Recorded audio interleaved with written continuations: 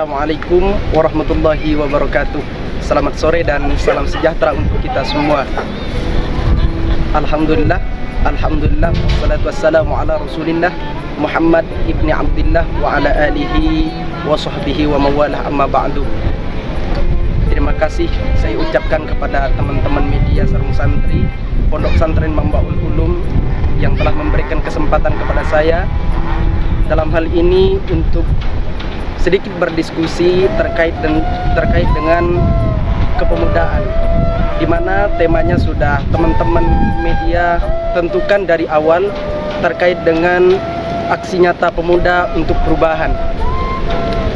Namun sebelum saya berbicara lebih jauh terkait dengan tema yang telah teman-teman tentukan, terlebih dahulu izinkan saya untuk mengkategorikan pada golongan mana sih sebenarnya yang disebut dengan pemuda. Kalau kita mengacu kepada Undang-Undang Nomor 40 tahun 2009 yang masuk dalam kategori pemuda, yaitu antara umur 18 tahun sampai dengan 40.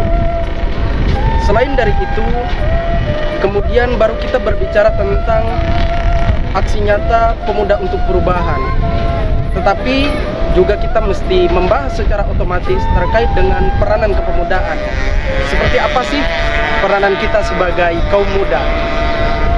Banyak dari sebagian pemuda kita tidak menyadari bahkan mengetahui apa peran kita sebagai kaum muda. Padahal kita memiliki peranan yang sangat-sangat penting, sangat vital, sehingga hanya kitalah yang bisa menentukan arah depan dari bangsa kita. Dunia saat ini sudah move on dari zaman kuno, bergeser ke zaman milenial, di mana era ini disebut sebagai masa di mana teknologi berkembang dengan pesat dan menjadi sebuah gaya hidup bagi para generasi di dalamnya. Di era ini juga dengan segala kecanggihan teknologi, tingkat persaingan juga semakin tinggi, sehingga menuntut kualitas dari setiap pemuda harus mampu segera dan cepat beradaptasi, dengan cepat belajar dan menjadi lebih baik, serta melakukan navigasi yang lincah dan tepat agar dapat memecahkan setiap persoalan yang ada. Kemudian selain itu, pemuda disebut sebagai agen of change atau agen perubahan yang diharapkan dapat membuat perubahan yang lebih baik ke depannya. Jika kita membicarakan peranan pemuda, sebenarnya sudah sangat menonjol sejak zaman penjajahan. Bagaimana tidak? Karena pemuda turut mengambil andil dalam kemerdekaan. Peranan pemuda kala itu adalah bertempur melawan penjajah dengan cucuran keringat dan cucuran darah.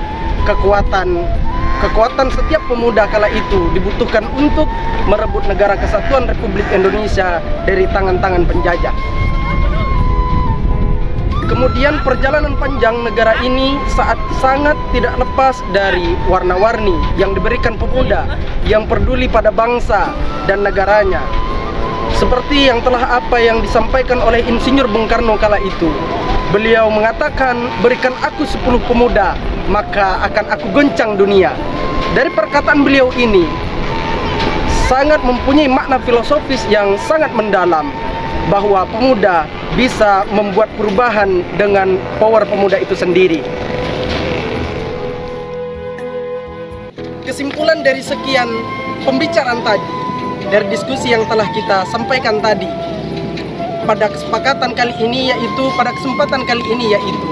kunci kesuksesan negara ini ada di tangan kita, pemuda-pemudi Indonesia.